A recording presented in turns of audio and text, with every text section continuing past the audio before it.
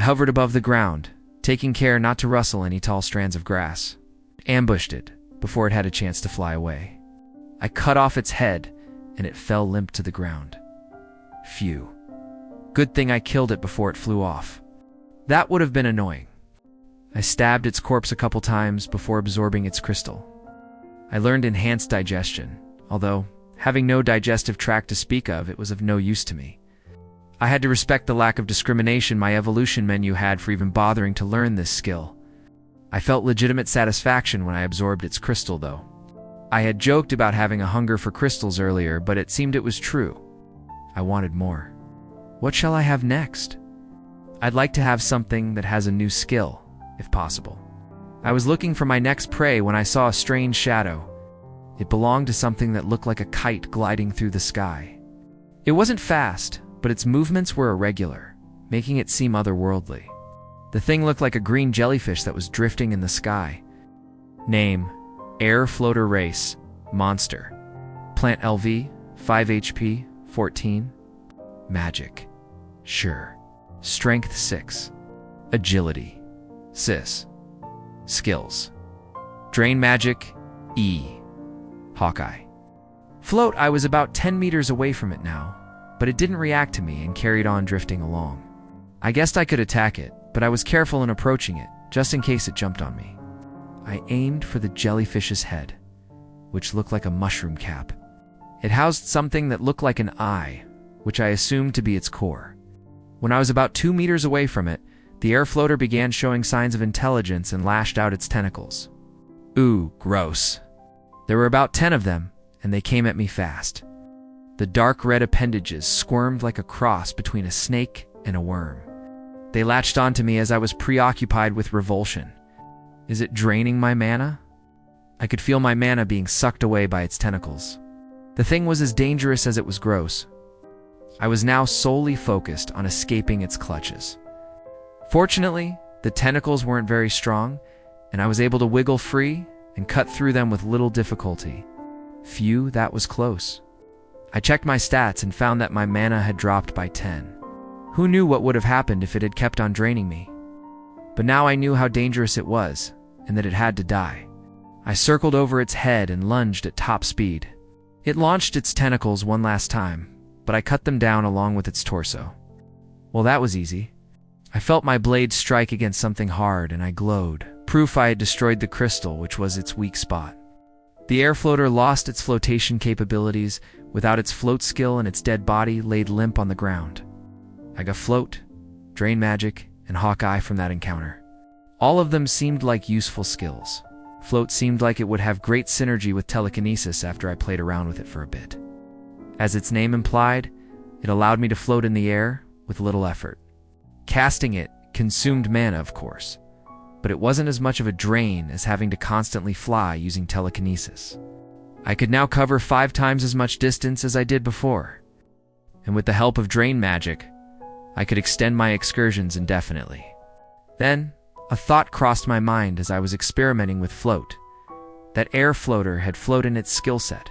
Why didn't the carrion vulture have flight despite it being a bird monster? The same could be said of the poison fang rat, which didn't have the poison fang skill.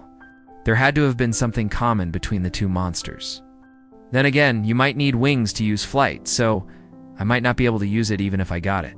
Wait, I wouldn't be able to fly without wings? What if flight isn't a skill to begin with? The goblins didn't have walking or breathing in their skill list, so maybe it was the same with flight for bird monsters. They didn't need magic or specialization to function, considering it was a normal physiological feature. That would explain the poison fang rat too. It already came equipped with specialized glands and fangs, which allowed it to use venom, like venomous snakes back on my Earth. In comparison, the giant centipede's poison fangs must have been created with magic. And seeing as sword mastery is an acquired skill, is that why I'm able to absorb it? There were many things I didn't know about my body that warranted further experimentation. The Hawkeye skill proved to be of great use too. It allowed me to zoom in and manipulate the angles from which I was viewing a certain object, which meant I was no longer restricted to a fixed camera angle. It didn't work if my target was too far, but I could now see almost everything around me. Let's see what else I can hunt. Reincarnation log. Day 4. Gimme all your gems. I was just coming off my 124th kill of the day when I received a certain prompt. You have reached a new evolution level. You have acquired 10 evolution points. I open my status menu. Evolution. Rank 2. Crystals, 102/300. Skill capacity, 12. Free points, 10. Well, that was fast. I had gone over 100 crystals at some point in the day, despite only being at 80 this morning.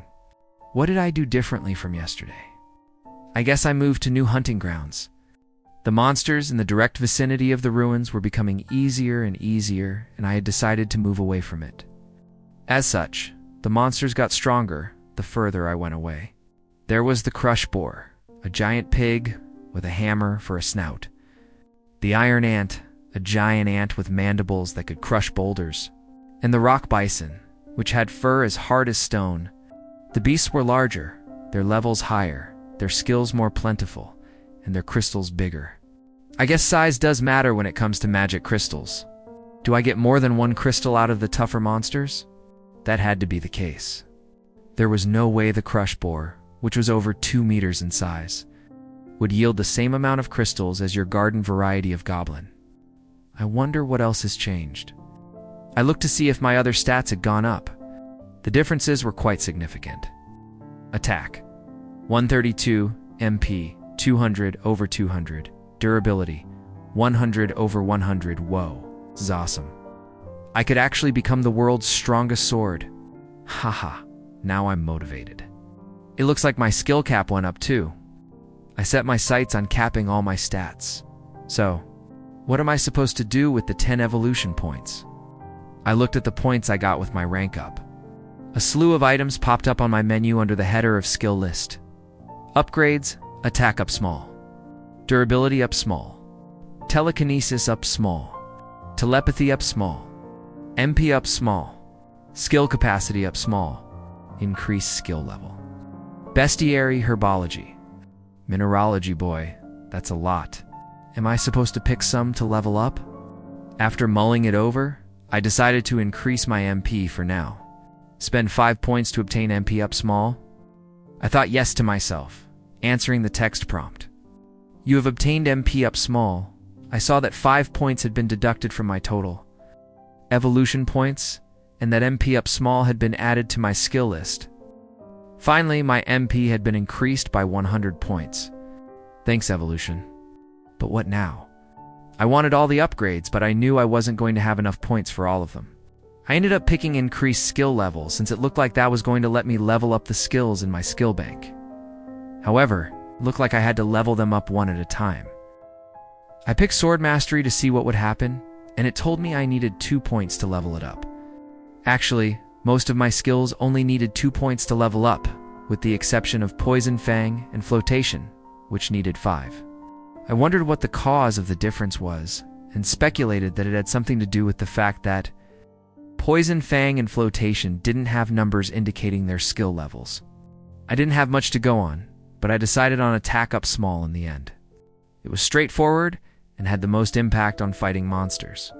The skill was added to my skill list, and my attack power was increased by 50 points. Great, now I have more reason for crystal collection. Now, I'm really motivated.